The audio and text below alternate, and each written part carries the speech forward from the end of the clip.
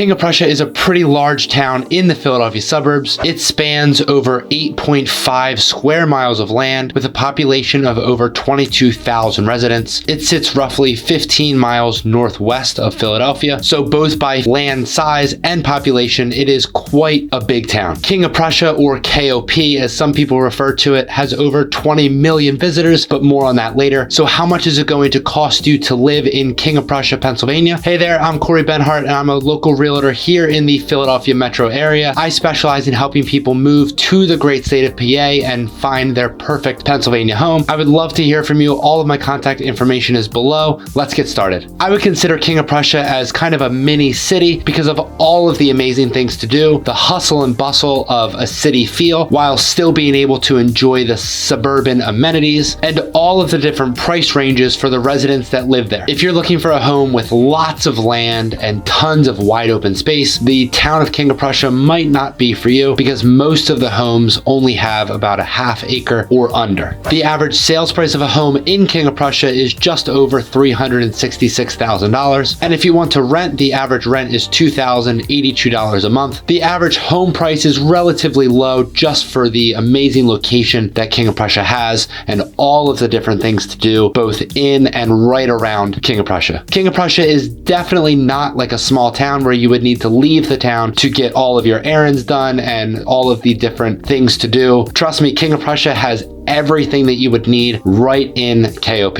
One of my absolute favorite things about King of Prussia as a realtor is that there's so many different housing styles all within a relatively smaller town, not like the Center City, Philadelphia area where obviously it's a big booming city and has tons of different housing styles. King of Prussia is still relatively small, being that it is a Philadelphia suburb, but there's so many different housing styles from single family homes, 55 and older communities, townhomes, condos, and apartment complexes as well. Over the past couple years, we've also seen a tremendous boom in new construction, both homes, townhomes, and condos. And now taking a look at the transportation score cost of living according to bestplaces.net, which has an overall transportation score of 95.5, lower than the national and state average because there are tons of options for transportation all around King of Prussia. If you're currently living in a city or a town that you don't really need a car because there's such a wide variety of transportation options and you would like to move somewhere that you don't really need to buy a car, King of Prussia might be a great option for you. There are 7 bus routes that service the King of Prussia area. There are tons of Uber and Lyfts and ride sharing services available all throughout the day and night. And although there isn't a train station directly in King of Prussia, we're hoping that there's one connected soon. There are 3 train stations very close to King of Prussia, so close that you could probably arrive at those local stations and walk into King of Prussia. All right, so the next thing that we have to talk about are the taxes. King of Prussia is below the national average for both sales tax and income tax, but when it comes to property tax, King of Prussia has an average property tax rate of 1.08%, which is below the national and state average of 1.58%. It's a pretty common thing that everyone knows that King of Prussia residents don't pay as much property tax as some of the surrounding towns, and that's because King of Prussia has both the 3rd largest mall in the entire country as well as a pretty large casino. Those two make up the majority